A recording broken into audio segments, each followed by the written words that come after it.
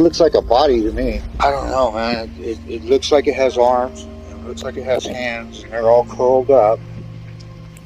Marilyn Gandert was 65 years old, a postal worker, a creature of routine. Every morning, she called her brother. Every evening, she called him again. So when Harry Gandert's phone stays silent, once, then twice, then all night, panic sets in. Her car is still in the driveway. Her dogs are inside. Her phone goes straight to voicemail. That's when Harry makes the call that will unlock everything. A simple request, a welfare check. But some doors, once opened, can never be closed again. When Officer Barnhill arrives at Marilyn's home, Harry is already waiting outside, visibly shaken. He explains that Marilyn adored her dogs. She would never abandon them. And yet, no one answers the door. Inside, the house is immaculate. Her bed is neatly made. Her medication sits untouched on the table. Her keys lie abandoned on the counter.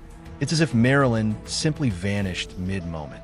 No signs of a struggle, no forced entry, no body. But absence can be louder than chaos. Then a neighbor arrives. Nancy has known Marilyn for over 15 years, worked with her at the post office. And from the moment she steps onto the driveway, she says something that freezes everyone in place. This isn't like Marilyn. Not at all. Nancy knows something is wrong, and she can feel it in her bones. That's when the focus shifts to Marilyn's other house, a rental property just a few miles away, a house already familiar to police. Because living there is Marilyn's teenage grandson, Drake Bickett, and his mother, Alyssa, a family plagued by violence, mental illness, and repeated police visits. As officers approach the Taylor Ridge house, they're met by Alyssa calmly packing boxes. She explains Marilyn was evicting her, but had given her extra time.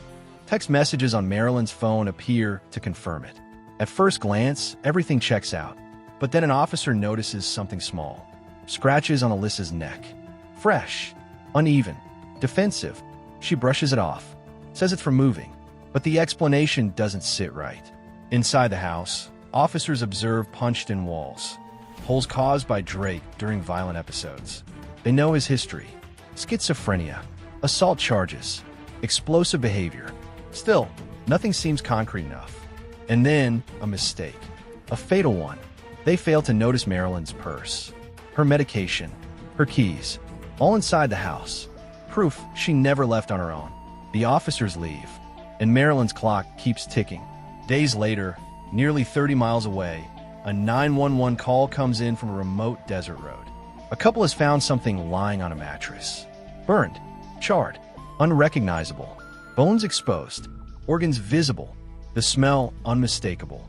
Detectives arrive to find a body that barely resembles a human being, small in stature, possibly female.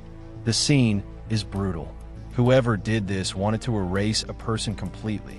As investigators dig deeper, a horrifying picture begins to emerge. 3 years earlier, Marilyn's son, Ryan Bickett, died inside that same rental home. Officially ruled a suicide, Russian roulette. But the relationship between Ryan and Alyssa was violent, abusive, unstable. And after Ryan's death, Marilyn made a decision that would ultimately cost her life. She let Alyssa and Drake stay, rent-free, out of guilt, out of grief, out of love. But when Marilyn finally demanded rent and eviction, the fragile peace shattered. Investigators now believe Marilyn knew too much about Ryan, about what really happened, about the violence inside that house, and someone couldn't allow her to speak. The body found in the desert would later confirm what police feared all along. This wasn't one murder. It was two, a family consumed from the inside out. And the most terrifying part? The killers weren't hiding in the shadows. They were standing in plain sight, packing boxes, answering questions, and watching officers walk away. Unaware they had just spoken to the people responsible. What began as a simple welfare check ended with burned remains on a deserted road. A grandmother who tried to protect her family. A grandson spiraling out of control. And a truth buried beneath ash and silence. Sometimes the most dangerous monsters aren't strangers. They're family.